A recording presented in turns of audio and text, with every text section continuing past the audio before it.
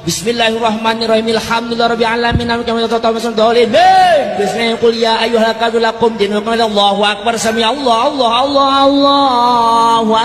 Bagaimana hukumnya sholat tarawih dilaksanakan secara cepat?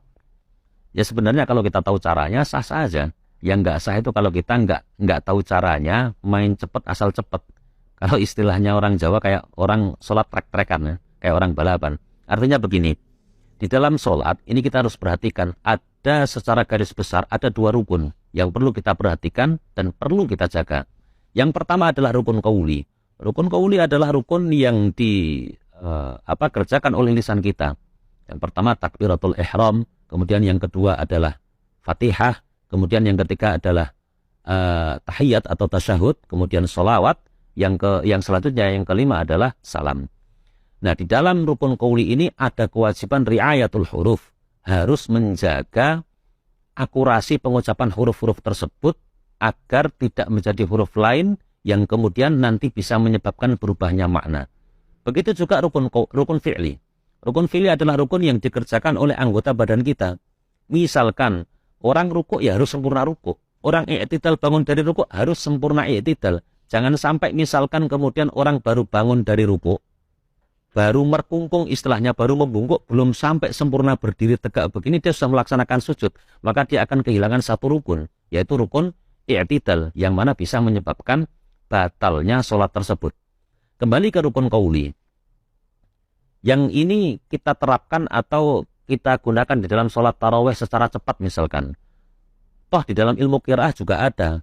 Qiraah itu secara tahqiq, secara tartil, atau bil hadr nanti. Misalkan secara tahqiq itu bagaimana? Tahqiq itu gambarnya kita membaca sebuah bacaan yang mana tangan kita itu mampu untuk mengikuti apa yang diucapkan oleh lisan. Itu tahqiq, berarti sangat pelan sekali. Nah, kesemuanya ini sah untuk membaca Al-Quran. Yang penting satu, tidak sampai merubah satu susunan huruf di dalam kalimah Al-Quran yang sampai merubah makna. Contoh bil hadirnya seperti ini. Teknik ini, misalkan kalau kita melaksanakan tarawih secara cepat. Al-Fatihah satu kali tarikan nafas misalkan. Dan tanpa melipat atau menggugurkan satu huruf, bahkan tasdidnya di dalam suratul Fatihah. Yang ini juga sah nanti untuk kita melaksanakan sholat. Dan sudah cukup. Contoh seperti ini kira-kira. Bismillahirrahmanirrahim. Alhamdulillahi rabbil alamin. Arrahmanirrahim. Malik yaumiddin. Iyaka na'budu wa iyaka nasta'inu. Ihdinas siratal mustaqim. As-siratal ladzina an'amta 'alaihim ghairil maghdubi 'alaihim waladdallin. Tercapai semua hurufnya, bisa akurat tanpa ada yang terlipat.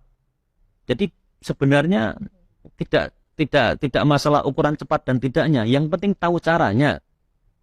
Begitu juga nanti pada saat melaksanakan rukun fi'li. Maka sebenarnya dengan kita tahu cara-cara seperti ini, bisa menjaga per hurufnya, mana yang harus diwasolkan disambung kita baca secara wasol, per hurufnya jelas, rukun qaulinya kita benar-benar setiap rukun itu kita sempurnakan, masa ini kemudian menjadi cepat, umpamanya 20 rakaat bisa selesai dengan 15 menit, ya sah-sah saja. Sah-sah saja. Lain halnya ketika kemudian cepatnya tarawih itu tanpa memperhatikan aspek-aspek sebagaimana telah kita bahas di depan tadi. Misalkan, contoh, bangun dari sujud yang pertama. Nah, julus bainas sajdatain namanya, duduk di antara dua sujud. Ini kan bagian daripada rukun. Kalau orang kemudian bangun dari sujud pertama belum sempurna duduknya, dia baru bangun sedikit saja kemudian langsung sujud yang kedua, ya sholatnya nggak sah dong. Karena ini ada gugur satu rukun fi'li yang bisa menyebabkan ketidaksahan sholat yang kita lakukan. Maka kesimpulannya, sholat tarawih secara cepat itu bisa dan sah asal tahu caranya dan benar-benar menjaga aturan main sebagaimana diatur di dalam fikih.